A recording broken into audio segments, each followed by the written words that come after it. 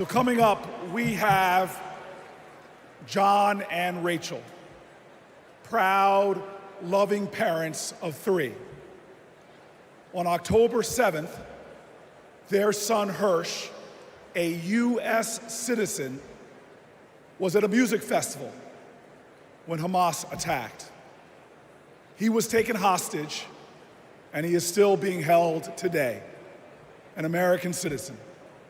Rachel and John want what every parent wants: to hold their child close, to love on them, and keep them safe. I'm honored to introduce the 2 of them tonight.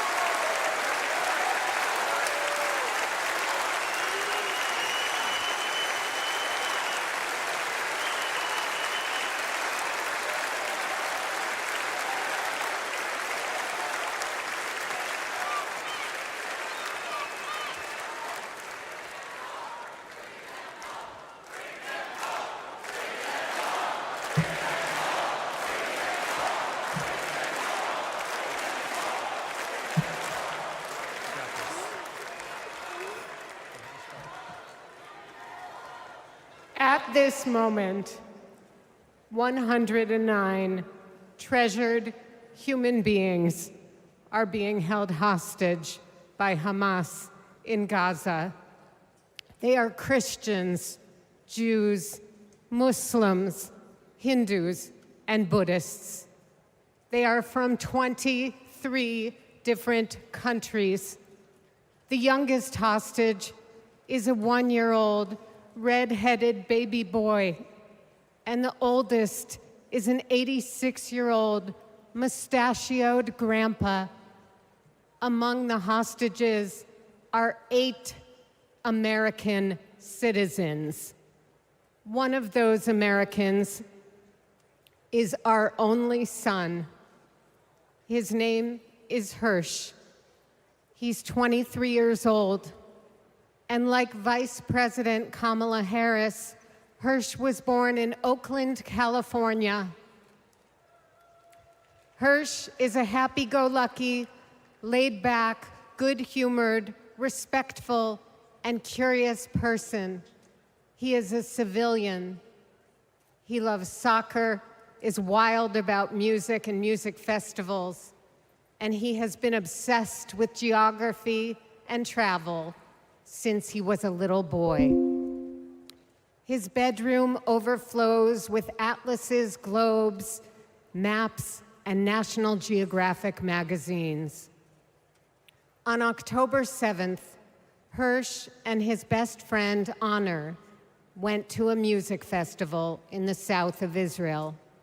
It was advertised as celebrating peace, love, and unity. They also went to celebrate Hersh's 23rd birthday. As rockets began to fall, Hersh, Honor, and 27 other young festival goers took refuge in a 5-foot by 8-foot bomb shelter. Terrorists began to throw grenades into the shelter. Honor stood in the doorway and repelled 7 of those grenades before the 8th one killed him. Altogether at the Nova Music Festival, 367 young music lovers were killed. This was just one of the many attacks on neighborhoods and communities in southern Israel on that terrible day. In total, 1,200 were killed, including 45 Americans. Hersh's left forearm, his dominant arm, was blown off before he was loaded onto a pickup truck and stolen from his life and me and John into Gaza. And that was 320 days ago. Since then, we live on another planet. Anyone who is a parent or has had a parent can try to imagine the anguish and misery that John and I and all the hostage families are enduring.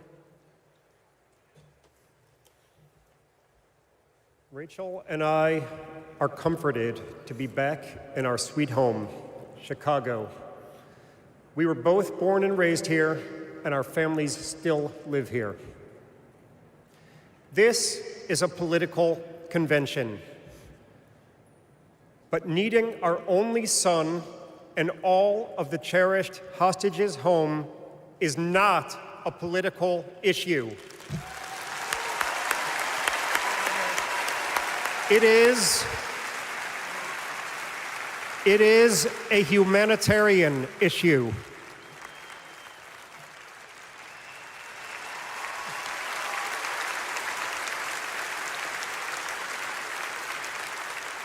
The families of the American 8 hostages meet every few weeks in Washington.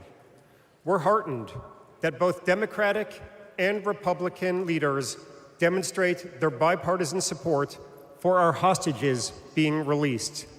We've met with President Biden and Vice President Harris numerous times at the White House.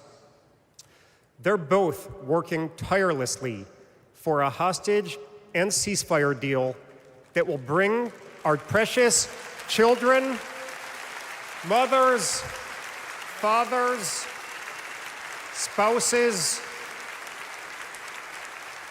grandparents, and grandchildren home, and will stop the despair in Gaza.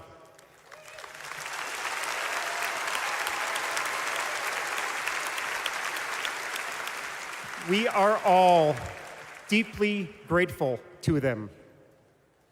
We're also profoundly thankful to you, the millions of people in the United States and all over the world who have been sending love, support, and strength to the hostage families. You've kept us breathing in a world without air.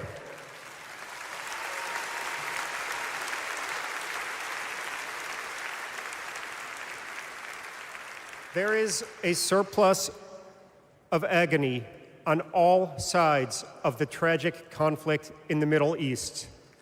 In a competition of pain, there are no winners.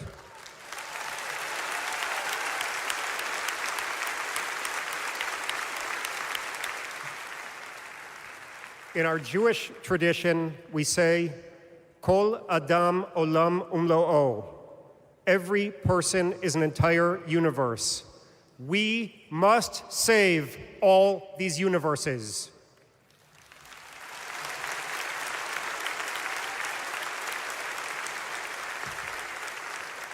In an inflamed Middle East, we know the one thing that can most immediately release pressure and bring calm to the entire region. A deal that brings this diverse group of 109 hostages home and ends the suffering of the innocent civilians in Gaza.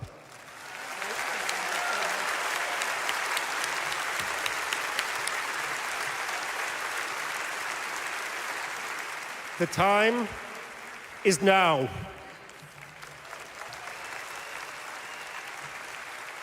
Hersh, if you can hear us, we love you. Stay strong. Survive. Bring them home.